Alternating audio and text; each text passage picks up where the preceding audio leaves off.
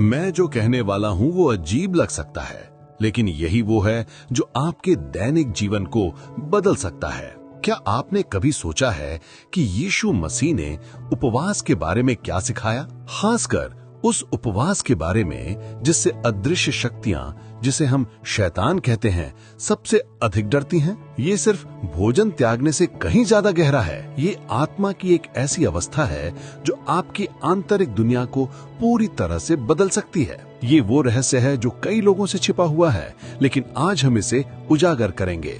नमस्ते प्रिय दर्शकों, आज हम एक ऐसे विषय पर चिंतन करने जा रहे हैं जो आपके जीवन के हर पहलू को गहराई से छू सकता है। हम सभी अपने दैनिक जीवन में किसी न किसी प्रकार की पीड़ा, चिंता, भय या असंतोष का अनुभव करते हैं। क्या आपने कभी महसूस किया है कि आप एक अंतहीन दौड़ में भाग रहे हैं, जहां भौतिक सफलता और बाहरी उपलब्धियां आपको केवल क्षणिक संतुष्टि देती हैं? हम अक्सर खुद को फंसा हुआ पाते हैं, जैसे अदृश्य बेड़ियों में जकड़े हुए हों। सुबह उठते ही मन में चिंताओं का अंबार लग जाता है, भविष्य की अनिश्चितता सताती है और अतीत की गलतियां हमें जकड़े रखती हैं। हम आधुनिक युग में जी रहे हैं, जहां जानकारी की भरमार है, लेकिन आंतरिक शांति दुर्लभ है।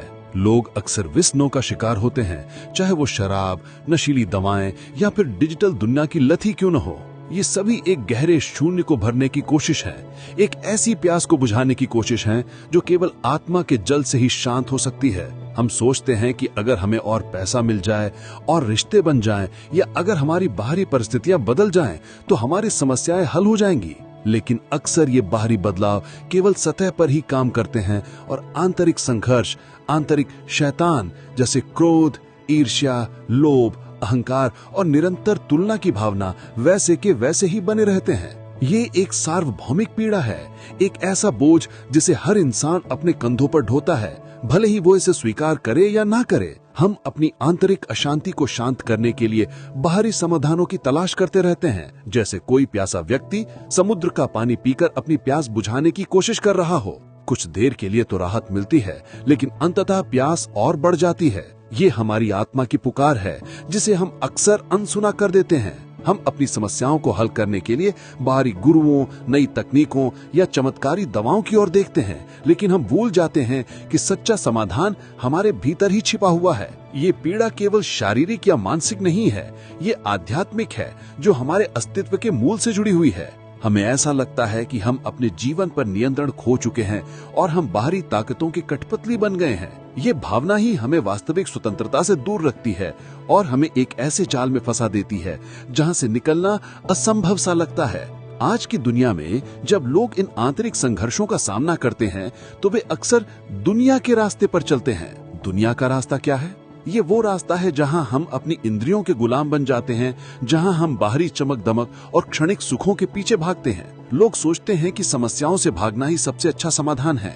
वे अपने दुख को भुलाने के लिए मनोरंजन में डूब जाते हैं, सोशल मीडिया पर लगातार स्क्रॉल करते रहते हैं या फिर बेतरतीब खरीदारी करके खुद को खुश करने की कोशिश करते हैं। कुछ लोग तथाकथित सेल्फ हेल्प गुरुओं के पास जाते हैं जो उन्हें पॉजिटिव थिंकिंग के नुस्खे देते हैं, लेकिन ये नुस्खे अक्सर सतही होते हैं। वे हमारे मन की गहराई में छिपी हुई जड़ों को नहीं छू पाते। हम सोचते हैं कि बस अपनी सोच बदलकर सब कुछ ठीक हो जाएगा, लेकिन अगर जड़ें गहरी हैं तो केवल पत्तियों को रंगने से क्या होगा? ये ऐसा है जैसे आप किसी गंदे पानी के तालाब को केवल ऊपर से साफ करने की कोशिश कर रहे हो, जबकि नीचे कीचड़ जमा हो। जब बात उपवास की आती है तो दुनिया इसे केवल एक शारीरिक क्रिया मानती है, जैसे वजन कम करने का एक तरीका या दवाओं की रोजमर्रा की मात्रा। लिए डाइट करना या किसी धार्मिक अनुष्ठान के रूप में कुछ समय के लिए भोजन छोड़ देना। वे उपवास के गहरे आध्यात्मिक अर्थ को नहीं समझते। वे सोचते हैं कि भूखे रहने से ही उन्हें पुण्य मिलेगा, लेकिन वे ये भूल जाते हैं कि सच्चा उपवास आत्मा का उपवास है। वे केवल दिखावे के लिए उपवास करते हैं, दूसरों को ये दिखाने के लिए कि वे कितने धार्मिक हैं। यीशु मसीह ने ऐसे दिखावटी उपवास की कड़ी निंदा की थी।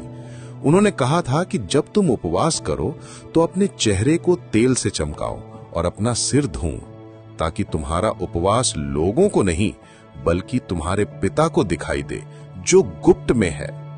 इसका मतलब है कि सच्चा उपवास एक आंतरिक क्रिया है जो हमारे और ईश्वर के बीच का एक निजी संबंध है। दुनिया हमें सिखाती है कि हमारी इच्छाएं ही हमारी पहचान है, कि हमें अपनी हर इच्छा को पूरा करना चाहिए। ये उपभोग की संस्कृति है, जहां हमें लगातार कुछ ना कुछ खरीदने, पाने और अनुभव करने के लिए उकसाया जाता है। ये हमें ये सोचने पर मजबूर करता है कि हम अधूरे हैं जब तक हमारे पास ये सब नहीं है।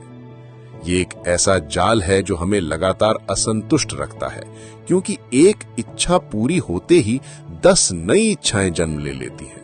और यही वो जगह है जहां शैतान यानी हमारे मन के नकारात्मक पहलू, हमारी अचेतन इच्छाएं, हमारी बुरी आदतें पनपते हैं।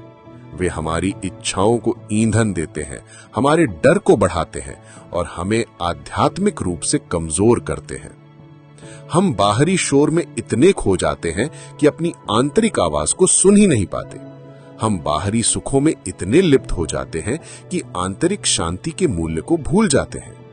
ये दुनिया का रास्ता है जो हमें कभी भी सच्ची मुक्ति और स्वतंत्रता की ओर नहीं ले जा सकता। ये एक भ्रम का रास्ता है जो हमें केवल और अधिक भ्रम और अशांति की ओर धकेलता है। हमें इस भ्रम से बाहर निकलना होगा और यीशु के गहन ज्ञान को समझना होगा।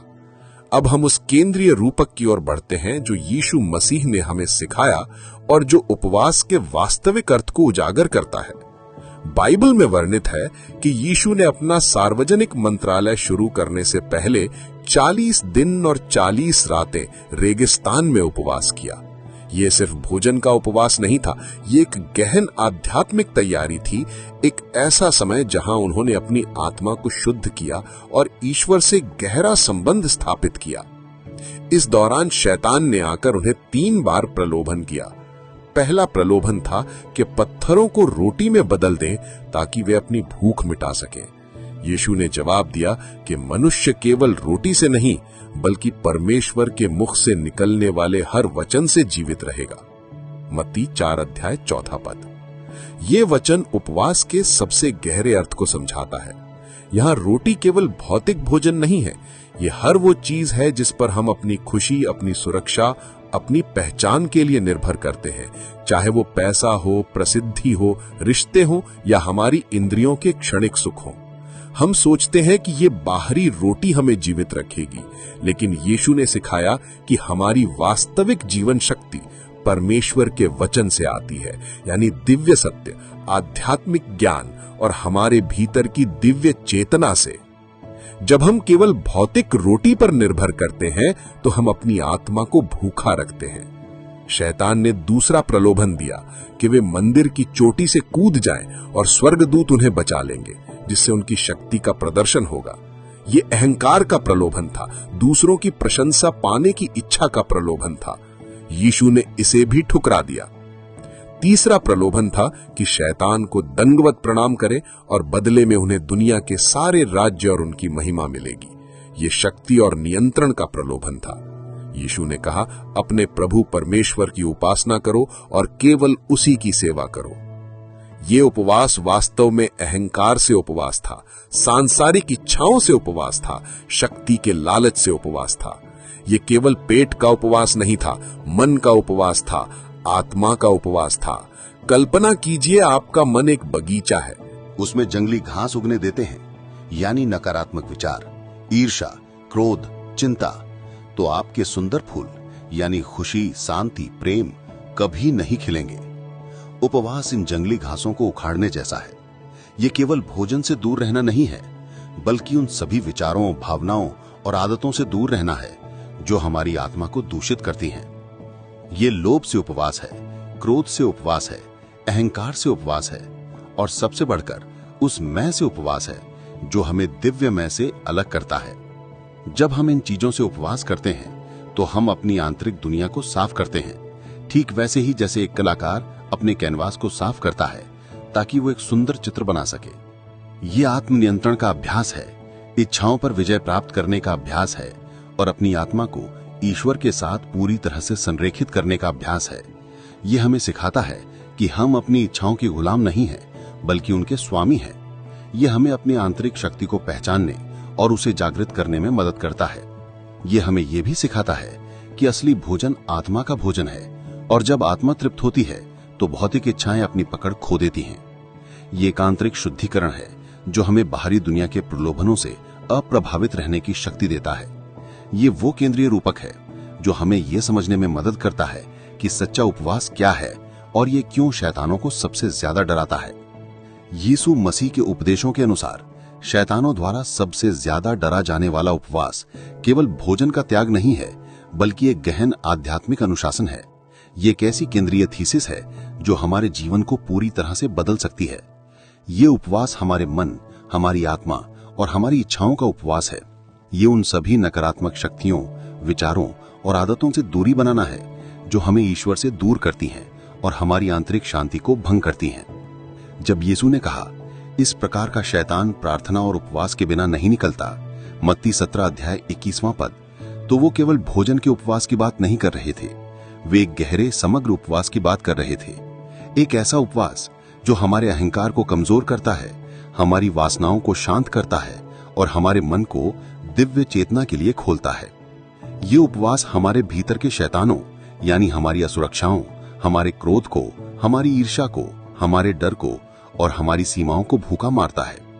ये हमें उन बंधनों से मुक्त करता है जो हमें सांसारिक सुखों और दुखों से बांधते हैं। ये एक ऐसी प्रक्रिया है जहां हम बाहरी दुनिया से अपनी ऊर्जा को हटाकर अपनी आंतरिक दुनिया पर केंद्रित करते हैं। जब हम ऐसा करते हैं तो हमारी आत्मा सशक्त होती है और हम अपनी वास्तविक दिव्य नाकृति को पहचानना शुरू करते हैं। ये उपवास हमें यह सिखाता है कि हम अपने शरीर और मन के स्वामी हैं, ना कि उनके गुलाम। ये हमें अपने विचारों और भावनाओं पर नियंत्रण प्राप्त करने की शक्ति देता है। ये हमें उस दिव्य लकार से जोड़ता है जो हमारे भीतर निवास करता है, और उस प्रकाश की उपस्थिति में अंधकार की शक्तियां यानी हमारे आंतरिक शैतान कमजोर पड़ जाते हैं और भाग जाते हैं। ये एक आंतरिक शुद्धिकरण है जो हमें बाहरी दुनिया के प्रलोभनों से अप्रभावित रहने की शक्ति देता है। ये वो केंद्रीय रूपक है जो हमें ये समझने में मदद करता है कि सच्चा उपवास क्या है और ये क्यों शैतानों को सबसे ज्यादा डराता है। इस केंद्रीय थीसिस को और अधिक विकसित करते हुए आइए हम समझें कि ये आध्यात्मिक उपवास हमारे दैनिक जीवन में कैसे प्रकट होता है और ये हमें कैसे सशक्त करता है। ये उपवास एक बहुआयामी समाधान है जो हमें जीवन की जटिलताओं से निपटने में मदद करता है। पहला, ये डिजिटल उपवास हो सकता है। आज हम में से ज्यादातर लोग अपने फोन और सोशल मीडिया के गुलाम बन गए हैं। हम लगातार दूसरों के जीवन से अपने जीवन की तुलना करते हैं, जिससे ईर्ष्या और असंतोष जन्म लेता है। एक दिन के लिए या कुछ घंटों के लिए डिजिटल उपकरणों से दूर रहने का अभ्यास करें। ये आपको अपने मन को शांत करने, अपनी आंतरिक आवाज को सुनने और वास्तविक दुनिया से फिर से जुड़ने का अवसर देगा। दूसरा, ये विचारों का उपवास है। हमारे मन में हर दिन हजारों विचार आते हैं, जिनमें से ज्यादातर नकारात्मक या अनावश्यक होते हैं। यीशु ने सिखाया कि अपने विचारों पर नियंत्रण रखें। जब आप खुद को नकारात्मक विचारों में लिप्त पाएं, जैसे चिंता, भय, निर्णय, तो जानबूझकर उन्हें उपवास करें, उन्हें ऊर्जा देना बंद करें। इसके बजाय अपना ध्यान प्रार्थना, कृतज्ञता या सकारात्मक पुष्टि पर लगाएं। यह ऐसा है जैसे आप अपने मन के बगीचे से खरपतवारों को चुन चुन कर निकाल रहे हों। तीसरा, यह वाणी का उपवास है या मौन उपवास। हम अक्सर अनावश्यक बातें करते हैं, गपशप करते हैं या दूसरों की आलोचना करते हैं। कुछ समय के लिए मौन रहने का अभ्यास करें। यह न केवल आपकी ऊर्जा बचाता है, बल्कि आपको अपनी आंतरिक दुनिया में गहराई से उतरने का मौका भी देता है। मौन में ही सच्ची अंतर्दृष्टि और ज्ञान प्राप्त होता है। बाइबल में कहा गया है कि जो अपनी वाणी पर नियंत्रण रखता है, वो अपने पूरे शरीर पर नियंत्रण रखता है। याकूब 3 अध्याय 2 पद। चौथा, ये अहंकार का उपवास है। अहंकार हमें दूसरों से अलग करता है और हमें अपनी वास्तविक विनम्र प्रकृति से दूर रखता है। जब हम अपनी पहचान को अपनी उपलब्धियों, अपनी संपत्ति या दूसरों की राय से जोड़ते हैं, तो हम अहंकार के जाल में फंस जाते हैं। अहंकार का उपवास करने का अर्थ है विनम्रता का अभ्यास करना। दूसरों की सेवा करना और ये स्वीकार करना कि हमारी वास्तविक कीमत बाहरी चीजों में नहीं बल्कि हमारी आत्मा में है। यीशु ने कहा था कि जो अपने आप को ऊंचा उठाएगा उसे नीचा किया जाएगा और जो अपने आप को नीचा करेगा उसे ऊंचा किया जाएगा। मत्ती 23 अध्याय 12वां पद। यह हमें सिखाता है कि सच्ची महानता सेवा और विनम्रता में है। 5वां, ये भौतिक इच्छाओं का उपवास है। इसका मतलब ये नहीं है कि हमें गरीबी में जीना चाहिए, बल्कि यह है कि हमें अपनी इच्छाओं के गुलाम नहीं बनना चाहिए। हम अक्सर सोचते हैं कि हमें और चीजों की जरूरत है और चीजों को पाने के लिए हम लगातार भागते रहते हैं।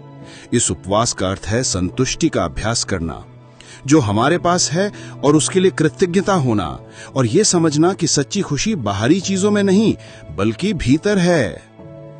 यीशु ने कहा था कि अपने लिए पृथ्वी पर धन जमा ना करो, जहां कीट और जंग नष्ट करते हैं और जहां चोर सेंध लगाकर चुराते हैं, बल्कि अपने लिए स्वर्ग में धन जमा करो, जहां ना तो कीट और ना जंग नष्ट करते हैं और जहां चोर सेंध लगाकर नहीं चुराते। मत्ती 6 अध्याय 19 और 20वां पद।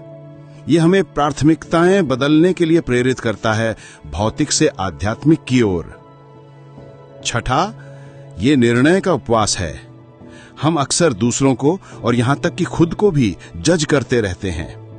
यह निर्णय हमें दूसरों से अलग करता है और हमारे मन में अशांति पैदा करता है। इस उपवास का अर्थ है दूसरों को प्रेम और करुणा की आंखों से देखना और यह स्वीकार करना कि हम सभी ईश्वर की संतान हैं। यीशु ने कहा था कि जज ना करो ताकि तुम्हें जज न किया जाए। मत्ती 3 अध्याय 1 पद। यह हमें दूसरों को स्वीकार करने और क्षमा करने की शक्ति देता है, जो हमें आंतरिक रूप से मुक्त करता है। यीशु मसीह के इन गहन उपदेशों को अपनी आत्मा में उतारकर हम एक ऐसे उपवास का अनुभव कर सकते हैं जो हमें वास्तव में मुक्त करता है। ये वो उपवास है जो शैतानों को, यानी हमारे भीतर के नकारात्मक शक्तियों को सबसे ज्यादा डराता है, क्योंकि ये उन्हें भूखा मारता है। जब हम अपने अहंकार, अपनी इच्छाओं, अपने नकारात्मक विचारों और अपनी भौतिक आसक्तियों से उपवास करते हैं, तो हम अपनी आत्मा को पोषण देते हैं। हम ईश्वर के साथ अपने संबंध को गहरा करते हैं और हम अपनी वास्तविक दिव्य आकृति को पहचानना शुरू करते हैं। ये उपवास हमें एक ऐसी शक्ति प्रदान करता है जो बाहरी परिस्थितियों से अप्रभावित रहती है। यह हमें एक ऐसी शांति देता है जो हमारे चारों तरफ के कोलाहल से ऊपर होती है। ये उपवास हमें एक ऐसे प्रेम से भर देता है जो हर चीज को स्वीकार करता है और हर किसी को क्षमा करता है। आंतरिक शांति, अदम्य आनंद और सच्ची स्वतंत्रता की ओर ले जाता है। ये एक ऐसा जीवन है जहां हम अपने मन और भावनाओं के स्वामी होते हैं, न कि उनके गुलाम। ये हमें ये सिखाता है कि सच्ची खुशी और संतोष बाहरी चीजों में नहीं बल्कि हमारे भीतर की दिव्य चेतना में निहित है। इस उपवास के माध्यम से हम अपनी आत्मा के मंदिर को शुद्ध करते हैं और इसे ईश्वर के निवास के रूप में तैयार करते हैं। ये एक निरंतर प्रक्रिया है, एक यात्रा है जो हमें हर दिन अपने आप को बेहतर बनाने का अवसर देती है।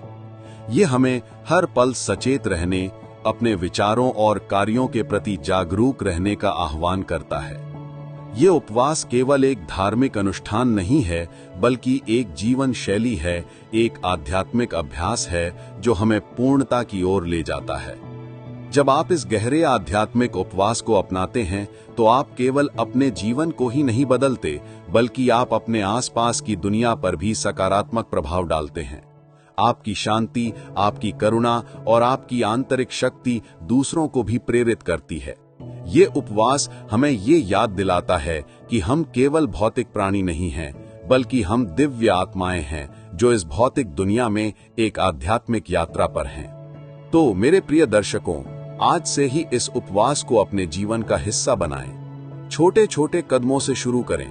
1 दिन के लिए डिजिटल उपवास करें, 1 घंटे के लिए मौन रहें, एक नकारात्मक विचार को ऊर्जा देना बंद करें, अपने अहंकार को एक तरफ रखकर दूसरों की सेवा करें।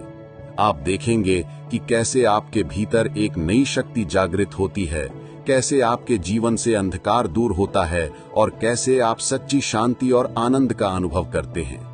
यह उपवास यीशु मसीह का वो गुप्त रहस्य है जो आपको आंतरिक मुक्ति और परमात्मा से गहरा संबंध प्रदान करेगा। इसे अपनाएं और एक परिवर्तित जीवन जिएं। आप न केवल अपने लिए बल्कि पूरी दुनिया के लिए एक ज्योति बनेंगे। ये आपके लिए और आपके चारों ओर के लोगों के लिए एक वरदान होगा। धन्यवाद।